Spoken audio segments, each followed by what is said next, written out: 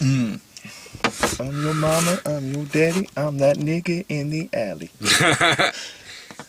Super cool, super clean. I'm your pusher man. So we just got done watching Superfly. Oh God, I wish. No, we were at Earth to Echo, which taught me that apparently my camera is amazing. Dude, we have been making shitty... You need to start fucking with your camera. Apparently it's got like a crazy ass setting on this fucking camera that can make it look like a multi-million-dollar movie production. I had no idea. Holy shit. I've got to fucking work with that so the people on YouTube can stop yelling at me about my movies my videos not being in HD. Ugh, if I can't watch this guy drinking this soda in HD. No, thank you. You dinosaurs. How long has it been since you saw a found footage movie? Let's see. The last found footage movie I saw was... Boy, it's been a while. Cloverfield. I never sent you... Oh, it would have been... Paranormal 4. Oh, no, you're right, it was Paranormal 4. I was like, I swear to you're God, right, you did send me the one. Movie. I saw Paranormal Cloverfield 3. on my own. Yeah, no, you're right, it was Paranormal... I still don't like him. Still don't see the fucking need to film every goddamn thing. I just don't see the need for it. You know what I actually do with this movie, and here's why. Because if this movie wasn't found footage, there would be nothing to differentiate it from The Explorers, The Goonies, E.T., yeah. Super 8, stuff like that. That one thing about it does separate it from that, but you're still constantly being reminded of it. This movie, I don't think this is a bad movie. I don't. There are things about it that I think work just fine, mixed in with stuff that I don't. But the found footage angle, I kind of get why they did it, honestly, just for that reason alone. Because otherwise, this would just be a straight fucking ripoff. And it is. It still is. Did you like the movie?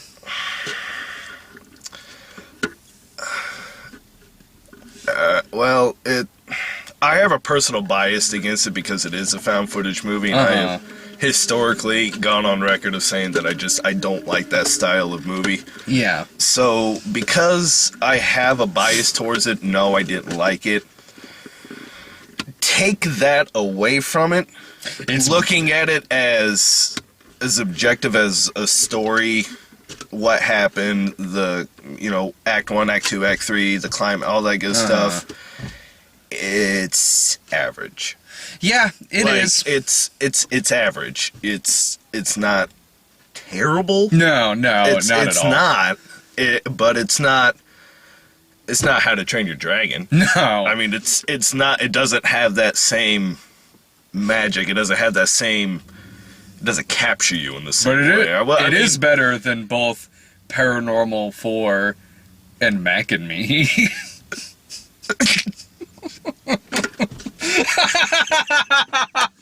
Oh, well, now that you said that, man. Oh, yeah. All right. Well, yeah, comparatively speaking, yeah, no, you're right.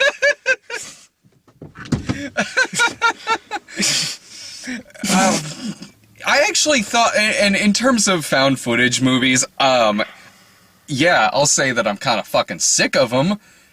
The gimmick is kind of gone right now, honestly, because there's just too many goddamn movies where that's it about them. Just simply that they're found footage and that's all. There's no reason for some movies to be found footage. They just simply are because why not? It's fucking cheap to do and it's kind of the in thing now. There are found footage movies I like, but they are so quick to produce, so cheap, that for every 2 good found footage movies that you'll come across, you'll have about 80 that suck. Maybe that's what the problem I have with it. I mean, I can't say I've seen a good found footage movie just because of my hatred for the style, but And I get that if you don't like the style. Yeah, I just don't like the style, but with that being said, I recognize that there are good found footage movies based on, I know I'm segmented away from it because of my own personal bias, but I know, like, you know, Cloverfield was good. I've been told the first Paranormal Activity was good. Well, look at it like this. Like, you can talk to somebody who's not, let's say, who's not a fan of slasher movies, but even that person can tell the difference between Halloween and Nail Gun Massacre. Exactly. You can still tell the difference even if you don't like that particular genre of what is good in that genre and what is bad in that genre. This falls like right in the middle. It doesn't swing it. For me, it didn't swing it hard one way or the other. There were some things about it that I liked. I thought Echo was adorable. Yeah. He was like an adorable MODOK. With the semi scene, that was kind of cool. Yeah. The way he broke it down and then reassembled it. Yeah, the special effects are actually pretty good in this movie. Like, I liked Echo. He was alright. I got no beef. The movie really could have used a lot more of Echo, to be perfectly honest. If you break it down, Echo's probably on screen every bit as much as you see in the trailer. Really, it's just the kids kind of bickering back and forth and telling us what Echo is saying, and Echo gets captured at one point, so then he's just off screen for a while. But even though when you break it down, Echo is not that much of a character in this movie, but you don't want to see anything bad happen to him just because he's adorable. He is really adorable. I mean, he is extremely adorable. Yeah, and the movie, it does get away with, you know, with the audience wanting this thing to not get captured, wanting this thing to fly back home into space, largely because it is adorable. Yeah. Like, honestly. Yeah, I mean, you can't help but root for him just because of, I mean, he's a tiny little robot alien thing that, like, fits in the palm of your hand. How could you not, with big fuck-off eyes? Yeah. Like, how can you just not adore the hell out of that thing? I would have fell in love with it, too. It's like, the same concept of, like, you know, if you see a puppy on the sidewalk and you'll only see it for a second, but it's a puppy, so you don't want anything bad to happen. You don't want a car to come over and go, wow, to the puppy. That's terrible. So, in terms of the found footage angle, honestly, I thought some things with it I thought were fine, and some things I didn't like. I thought it was actually integrated into the movie fine, because the whole wraparound of the movie is that it's this small subdivision in, it looked like, was it Arizona? It was in Nevada. Nevada, okay. So they're all being, this whole subdivision is basically being forced to move out of their homes because they are told that a highway is being put in. So it's this group of these three friends, and it's their last night together before they end up moving away. And one thing leads to another, they find an alien. But because of that, they're recording everything, they're recording what they're doing, they're uploading stuff onto YouTube, their friend has a YouTube account. Okay, I can buy that. I can buy that angle. That is a lot more than just simply Paranormal Activity, the marked ones, they're holding a camera for no reason whatsoever other than it's a Paranormal Activity movie. And it does mix it in with a feed that they're getting from their glasses. That's mixed in with POV shots of Echo on YouTube, on their phones, in which at one point Echo is seeing through their phones. So, okay, in that regard, that's good enough for me to buy why this is found footage, or at least it's integrated into it fine. it loses me like a lot of found footage movies do in that, what the fuck kind of camera is this that they're using? This is not. At one point, it shows the camera that the kid is using, and it's mine. It's my camera. It's Brad's no camera. fucking way this thing is shot on this camera. You guys have seen what this camera shoots. It is not shooting something that looks like it is straight up like the quality that you would see on a show on the AMC network. Yeah. You know, or an hour-long drama. No way. And that is even the same quality when they're wearing their glasses. Their camera glasses, which kind of gets a little confusing when it jumps back and forth, and it's the same quality of footage. So is the little camera that he has mounted onto his bicycle. And that one was at least a tiny bit grainier, but if you could at least make that much I don't know. I know that that's largely nitpicky, but that's something that does kind of drive me nuts about. That's a very modern thing you see in found footage movies. Like, at least some of the earlier ones, Paranormal Activity, The Blair Witch Project, hell, even Cloverfield, looked like they were shot on the kind of camera that they were using. Yeah. I mean, at least in Cloverfield, I'm sure it was shot on something much nicer, but at least they kind of lessed the quality a little bit of it too. I bought that they were shooting Cloverfield on that kind of camera.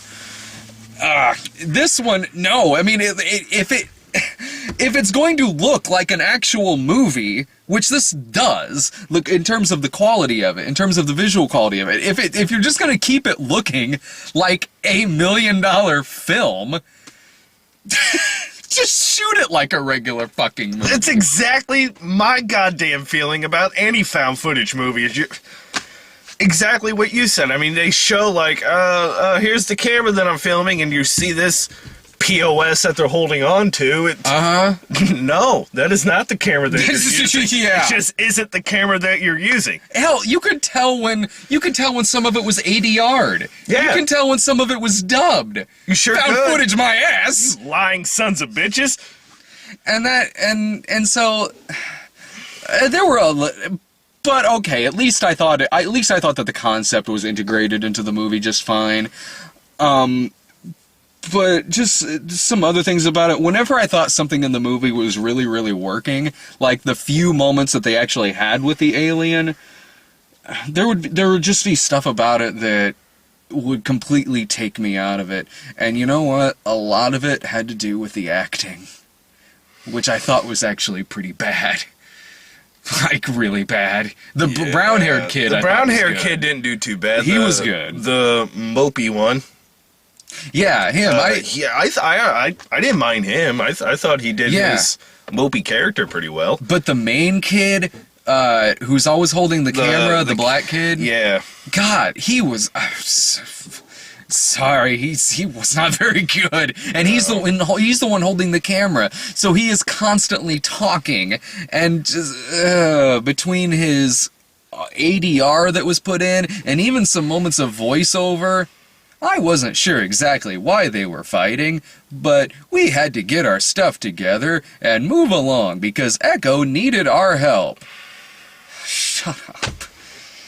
And once the third act started, at least some of the third act started losing me a little bit when it started getting into the not construction workers. Yeah. Who seemed a little too, considering that they're obviously government people, seemed, one, a little too cool with being filmed earlier. They're really cool with that. Like, the first time they go over to that construction site, the kid is filming, and he's, like, actually talking with the people, and they have, like, this little non-verbal dialogue. Like, you can't hear it. Yeah. Because he's doing a voiceover. But he is obviously filming them doing construction. I don't know a lot of government officials, government buildings. Especially undercover. Government anything just does not like to be filmed. They don't. No, these were kind of cool with it for a while until when they're in the interrogation room. By the time they made it to the fucking interrogation room in the third act where you already know, like, well, you guys are, all right, government officials, blah, blah, blah. Then Then he's like, all right, you need to turn that goddamn camera off. Not the 3 other times I met you. But here was this is what was great about the interrogation scene when he tells him to turn the camera off. The really sleazy government guy who's kind of Craig Kilborn-ish in a way. Okay, so he tells him to turn the camera off, which they do, or he takes the camera away, one of the two. But the camera goes off. But then, like, oh, hang on, I need to put on my big glasses. I need to put on these big, giant, fuck-off hipster glasses so I can see what the fuck I'm doing. And then the guy's just like, well, okay, yeah, all right. Bullshit! You can tell there's a camera in that fucking thing. You can tell there's a camera in those fucking things. Like, have you ever seen the spy glasses with the camera on it? You can tell that it's on there. It shows them in this movie when they're filming. Yeah. It shows these people. Like, they're fucking huge. Hang on. Let me just get my big glasses on. Oh, okay, gee, I wonder if this kid who has been filming literally everything just put a camera on his face. I fucking wonder. Inspect that shit, dude. Right? Like, these are some black-ass government officials. Even then, not that it really matters, because the government guy then tells them... Divulges the entire plan to the kid. What? Like, everything. Everything. It just tells them everything. And then it's like, all right, now we're going to use your help, or we're going to use you guys to... So the Echo can build the key to get to a spaceship so they can permanently dismantle the spaceship. Like, he ain't going home. Uh-huh. But it just told these 13-year-old kids. 13, 14-year-old kids. At the most. At 14 at the most. Like, all right, hey, quit filming. Mm-hmm. We good? You got your glasses on? All right, now check this out, because you're going to need to see this. All right, so we be getting these transmissions, and your little alien buddy has a goddamn spaceship that we shot down. Yeah. We shot down the spaceship. It somehow went underground, and a community built up around... When did this thing get shot down? Because I thought it was recent. Yeah, it had to have been recent enough to where the government... Recent enough because of how quickly they're moving. Yeah, but with that being said, suburbs don't just... Like, overnight. Uh-huh. They grow quickly, sure, but it still takes, months. Well, at least. And this was a huge-ass... This was a big... neighborhood, like cul-de-sac, what the fuck ever. I don't know how maybe it got underneath, because it was shot down, and it's underneath the subdivision, so did it go underneath the subdivision the same way it came out? Like it broke apart into pieces and then buried itself underneath? They said they shot it down. Did they say when they shot it down? No, they just said there was a spaceship. Yeah. We shot it. I take it happened recently. With the urgency of them trying to move the people, you would assume that it was urgent. But how did the ship have an entire community built on top of it, and now suddenly it's a big fucking deal? That's where I got lost. Like, all right, I get that you shot this ship down. Mm-hmm. How did an entire community just spring the fuck up? I don't understand this. I took it as it got shot down while the community was there. Like, I didn't take it as it got shot down before a subdivision sprung up.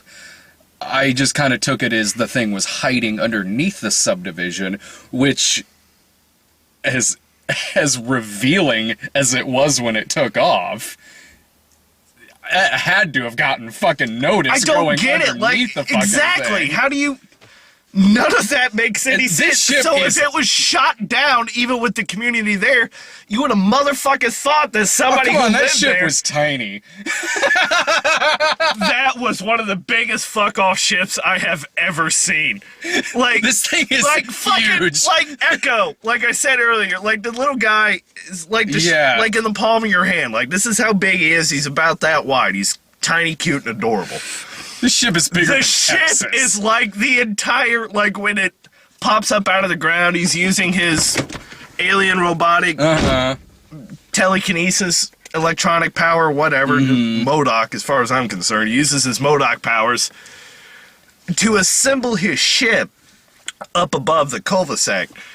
And so it's doing this big dramatic, like all the pieces are popping up from the ground and they're all being assembled. And when it's finally assembled, it's like, it completely blankets the entire community. Like, this ship is huge. So why does this little guy who can fit into your palm of your hand need a fucking ship the size of like 6 city blocks? That doesn't make any goddamn sense. Well, you see, when you travel through time and space, you need the biggest fucking you just need the biggest ship.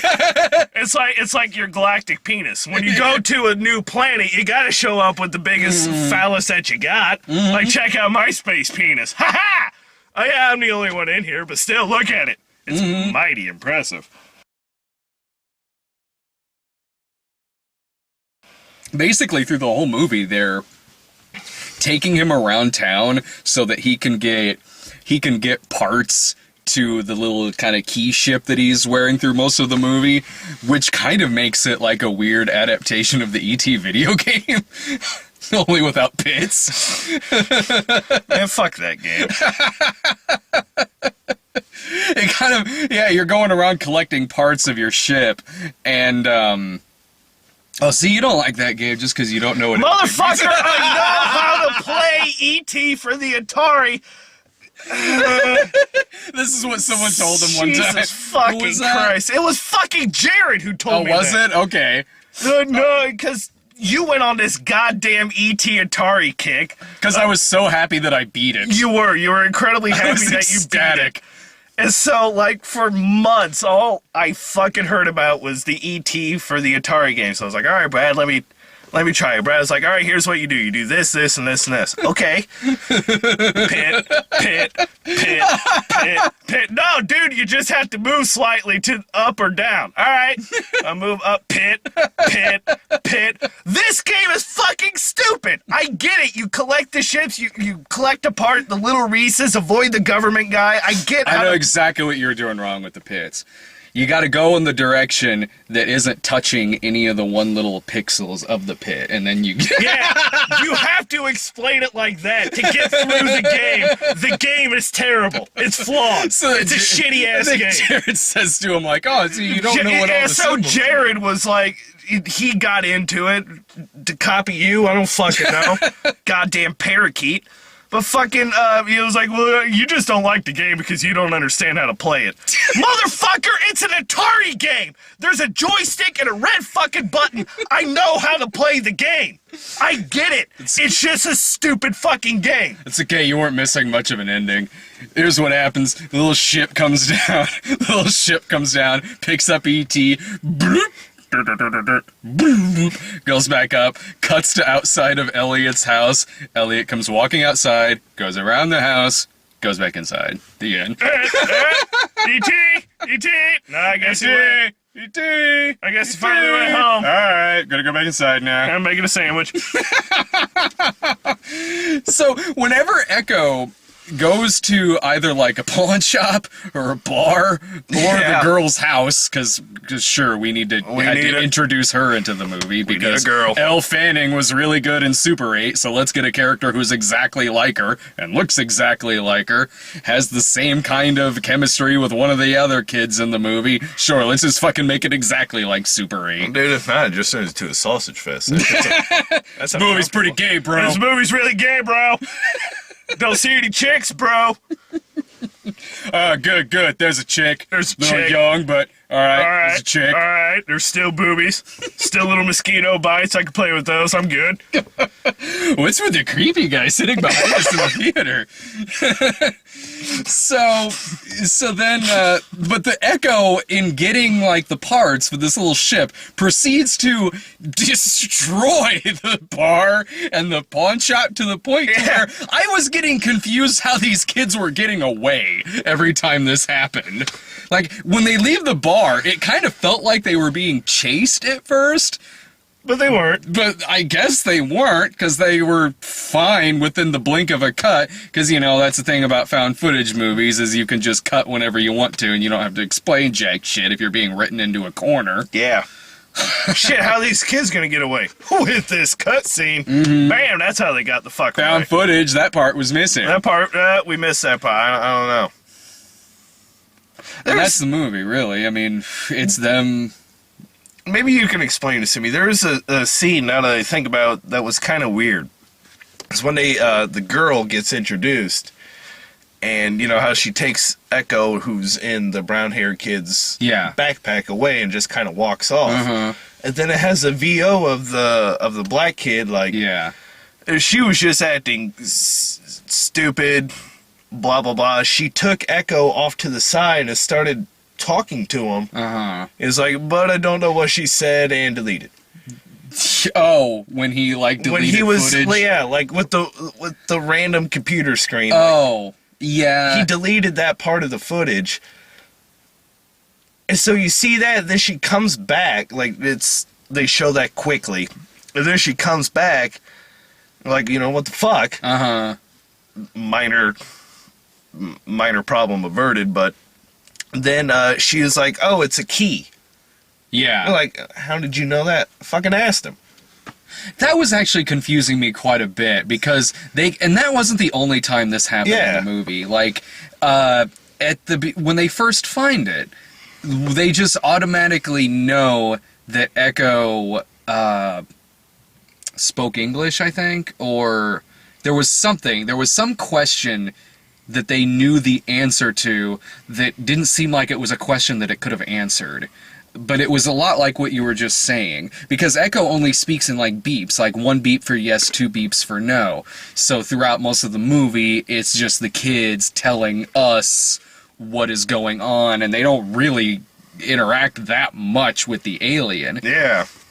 And so, like Jake said, at one point there's this conversation that you don't even see, but then there's a back and forth between a couple of the kids having this embarrassing conversation, so he deletes the footage. Some of that I thought was like, I mean, not necessarily that, because that was just, okay, you just didn't know how to explain that, so you didn't show it. Some of the kind of YouTube-y stuff they were doing with forwarding through footage and then going back, I thought was kind of fun. Or, okay, when they're hatching their plan and you literally see them pull up the soundtrack to Robin Hood, Prince of Thieves and start playing the score. That I thought was pretty funny. I thought that was fine. But then there would be other things that would work for me in the movie. The soundtrack had this almost like kind of John Carpenter-esque synth vibe to it, a little bit. Yeah. The musical score I thought was good for the movie. The last minute or two of the movie I thought was actually well done, because it sort of goes into less found footage and more just kind of like documenting what has been going on with these kids. And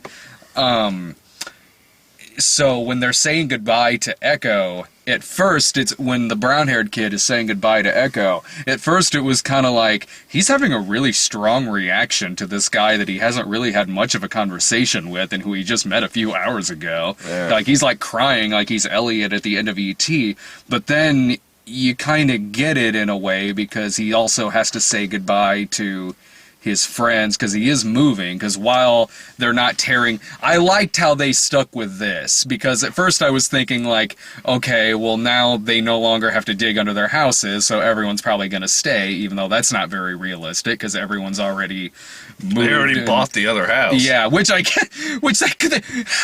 there were some of them that were saying, like, they were going to move to, like, New York, or, like, all the way across the country, or something like that. I don't think that was really necessary. Can't you just find somewhere else? Like, is there no other neighborhoods in Nevada? Is that it? Is it Podunk Town in Las Vegas, and that's it? You're right. Like, if I get thrown out of my house, I'm not going to be like, well, guess I got to go to San Diego. Going to Alaska. Yeah. So, but no, they actually address that they still have to move. They still bounce. They do, and so... kind of in a similar situation of him saying goodbye to Echo, he's saying goodbye to his friends, and then there's an ending montage that I actually thought was pretty well done. Yeah, the ending montage was pretty good, and the reason they had that as such an issue for the brown hair kid, as they mentioned it before, was that his story was that he's a foster kid. So he Yeah. moved around. He didn't really have parents. Now he has parents. So he has separation anxiety. He has severe issues with being let go. And even without that, I think anyone can identify with Yeah. knowing somebody in your neighborhood who you might have been close with, or somebody at a school you went to that you might have been close with, and then say one person or somebody you knew, someone you might have been friends with, ends up moving, like another town, another state. Across the country, Yeah, apparently. across the freaking country. I mean, that aspect of the movie was pretty identifiable, Yeah. or pretty relatable. At least way more than the chubby, blonde, 12-year-old Tobey Maguire looking kid in the movie. Wow. This kid, okay, Munch. His name is Munch, and you can tell that he's just like socially awkward. He's a socially awkward kid. They don't come out and say it, but it's clear that he's probably slightly autistic. Like the way that he kind of organizes a lot of like something as minor as like ketchup packets and stuff like that. And he's also he's also a tech kid in the movie. He puts together a lot of the gadgets that they use on their phone. So in that aspect, he's River Phoenix from Explorers. And then there are a couple of things in the movie that he says that are really weird. Yeah, he does say a couple of things that are just really fucking weird. I like mannequins. No, it wasn't even that. It was that the girl who ends up palling around with him and love interesting the mopey brown hair boy. Yeah. Because he's dark and brooding. And plays by his own rules. It plays by his own rules. No one else's. Nobody else's. Not even his own. Like when he Munch calls that girl when she's first introduced in the movie mannequin. Mm-hmm. And like his friends kind of look at him, it's like, what? Mm-hmm. He was like, what? I think mannequins are hot. Like, I've seen a character think like that in a movie. It was Joe Spinell in Maniac. I don't think that's a healthy thing for you there, Munch. I don't think this kid's friends need to be moving away. Right. I think this kid needs to be around as much peaceful people as possible. He really does. Yeah, so like that character really just kind of missed the mark for me. He fucking. I thought the mannequin thing was weird. It's what he says. Yeah. Like I get that he's supposed, like you said, he's supposed to be socially awkward, Asperger's, autism, some kind of behavioral disorder. But that still doesn't. He didn't do it well. Maybe the kid actually is autistic, and I don't like autistic kids. Maybe. I don't fucking know. But that's not true. I'm right with them. They're all right in my book. This movie hit on the things Jake hates: found footage and autism. Not the disease, just the people who have it. Oh! Well, you explain it like that. It doesn't sound nearly as bad. I'm glad that was cleared up. Whew! No, I know what you mean, because the kid in the movie, like, one minute he would have these little, like, kind of quirks, whether it was, you know, demanding him to be wearing, like, bicycle helmets, the little gadgetry that he was doing, like, on his table, and then, you know, next thing you know, he's hopping in the back of a moving truck that no one noticed. Yeah. Anybody else feel like a kid just jumped in the back of the truck? Nah, you're good. Just Probably the alien. More likely an armadillo. Keep driving. Would you recommend this? If a person enjoys, or at least doesn't mind, a found footage, I would say you can rent it, maybe. I'd say it's a rental. Yeah, I mean, It's a rental because there's nothing about it that pissed me off. No. There's nothing about it that made me be like, fucking Christ, why am I fucking sitting here watching this? There was nothing in it like that. There wasn't really even that much in it that severely annoyed me, aside from just kind of minor things here and there about it.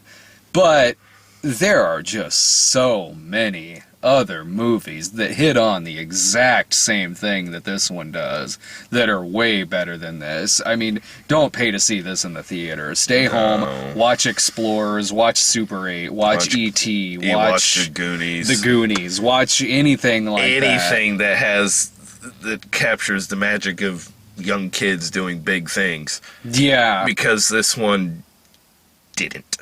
No, like, at least not enough to where... Not enough to where it captured the same magic that the other movies that we mentioned. It didn't feel like it was walking hand in hand with those movies. It felt Yeah. like it was just a subpar version of those movies. And so, but again, like we said, it isn't terrible. It's not terrible. It really isn't. I mean, it's... visuals were fine. Yeah. The way that Echo assembles himself is pretty cool. Like, Yeah. even if he is trashing everything around him, which is kind of funny because when he finds the parts that he needs to make the key, there's like the big dramatic earthshake and the wherever they're at just goes apeshit when he's trying to get the part to him. But you see other times where he's bringing a piece to him and it's very calmly rolling. And then he just very calmly sets it. It's like, okay, that's the piece. So why is it that sometimes it's okay to calmly do it? Because he's a dick. And then, like, when he's like, all right, I'm going to wait till these 14-year-old kids are in this bar with all these fucking bikers. Wait for it. Wait for it. Blam!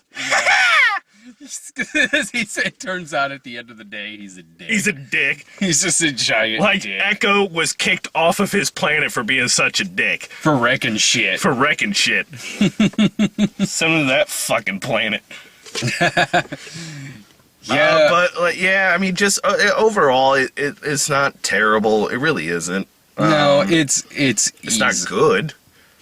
Not good in the sense that I would highly recommend it, but good in the sense that you won't be mad if you sit down to watch it. Now, whether it be with kids or your kids will probably like it. Yeah, if kids will, which I ain't saying much. Oh, yeah. I mean, dingle, dingle, dingle. Kids are pretty easily entertained. Go out and see How to Train Your Dragon 2 if you're going to take your kids out to go see a movie. Yeah. This is, if you spend a few bucks to rent it, it's worth that. It'll be worth it. Like, the kids will like it. Yeah, I mean, Echo is cute. We saw there were some other families in there. There was a little girl who was behind us. She giggled a couple times. I guess she seemed to enjoy it. She sounded pretty young, like 5, 6, somewhere in there. Although if Echo could have...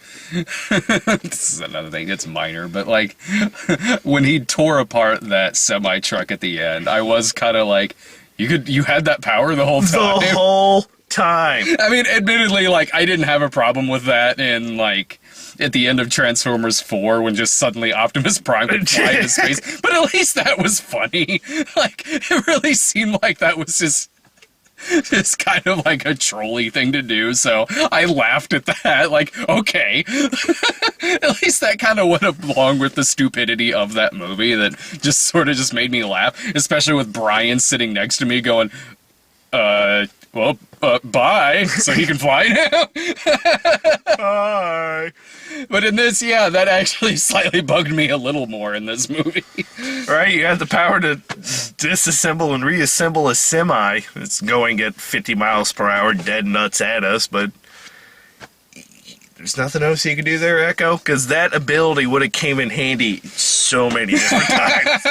A lot. That would have been so fucking handy to have, Echo, you dick. You're adorable, but you're still a dick.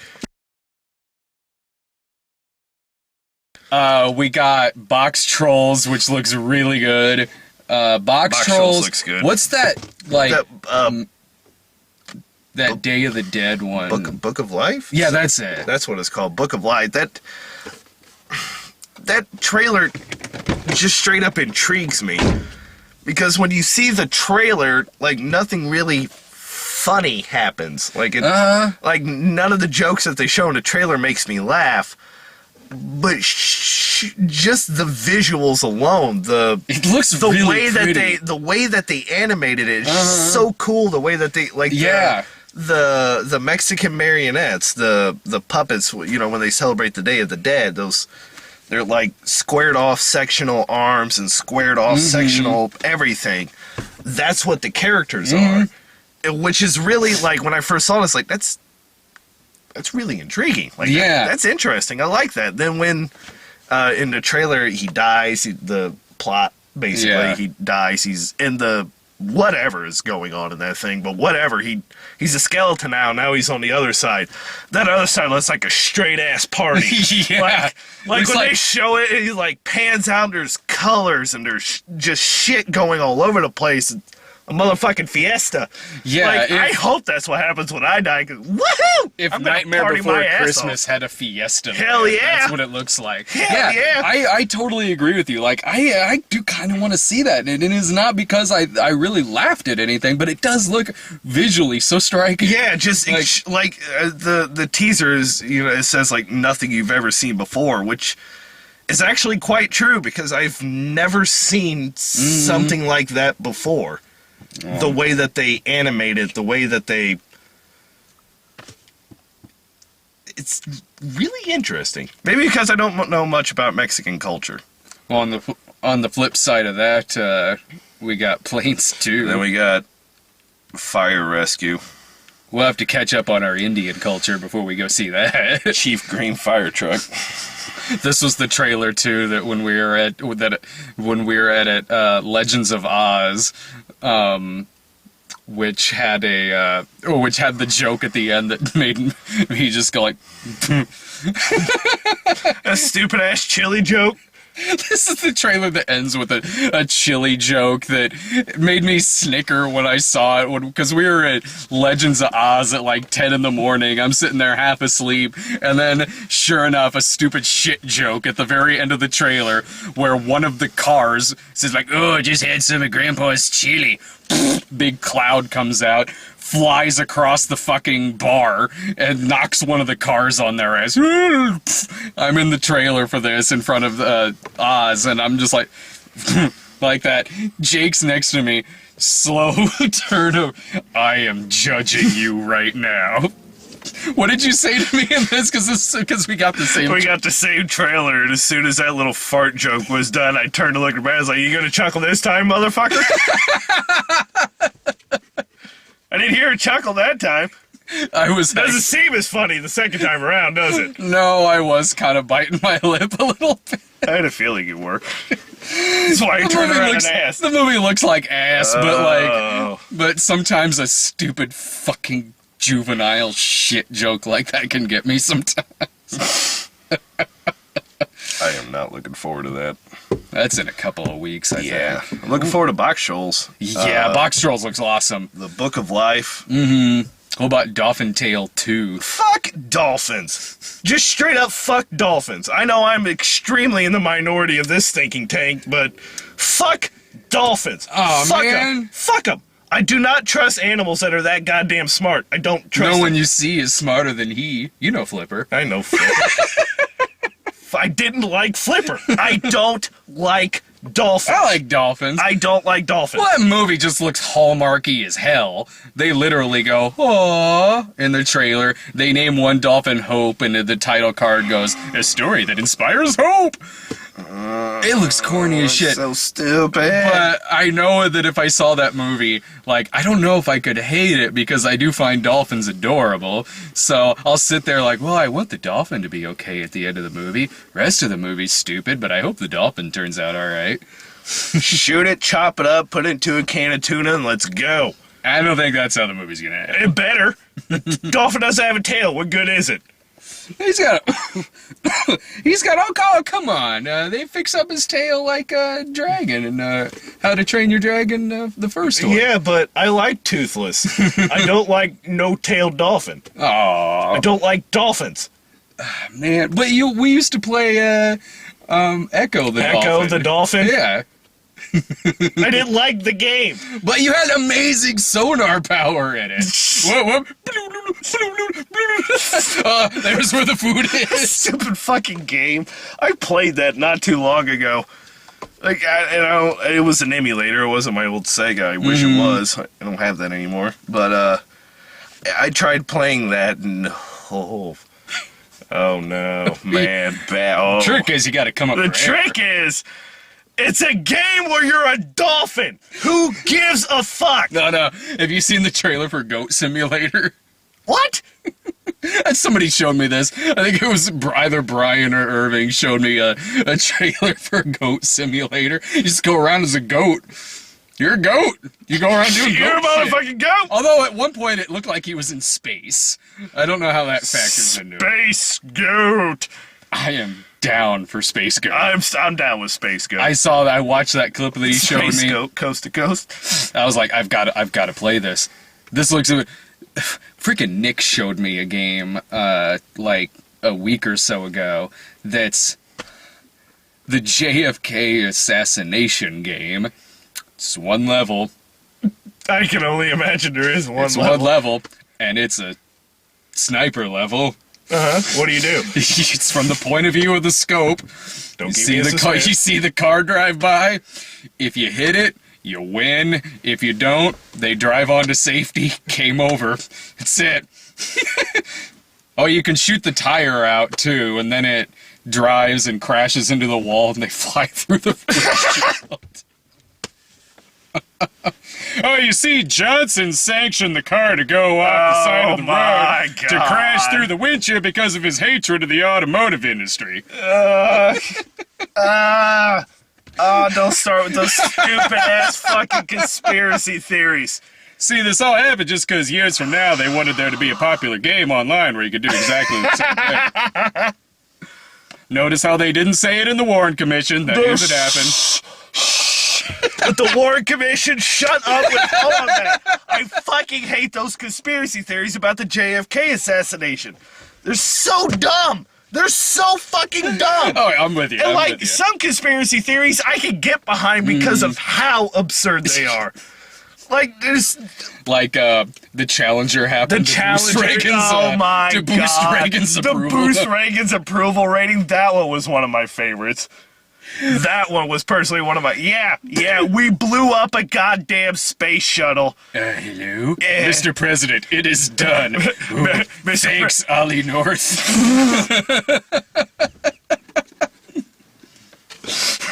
Ollie North. Ollie North. Find the buried treasure of Valley.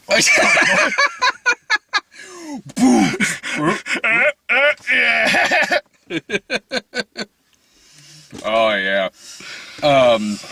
Well, I should leave these guys a little Mr. bit President, of space to talk about. We need the security clearance to shoot down the ship. Jelly beans. That's a go! You heard him, it's a go! Shoot the bitch down! Blam! And look at those approval ratings. Good job, Mission. Wow, mission accomplished. Mission accomplished, sir. Well done. Next week is Dawn of the Planet of the Apes, and I think that might be the only thing next week. But That problem should have been taken care of in the first fucking movie. they didn't listen to your advice. They didn't listen to my advice. Now we got Now another look what movie. happened. They got guns and they can talk. Shoot. Just shoot the fucking monkey. I don't... I like Now there's just too many of them. I like the first Planet of the Apes because shit already happened. Yeah. So it's the aftermath, and I'm all right with that. I do not like seeing how they rose to it because it ultimately comes down to I did like... shoot the monkey. But I did like Conquest of the Planet of the Apes. That was kind of that plot. But that was like 70s That was dystopian 70s future. weird ass shit. Yeah, that was like Logan's Run dystopian Yeah, it future was. and with Ricardo Montalban. That was awesome. I am Caesar!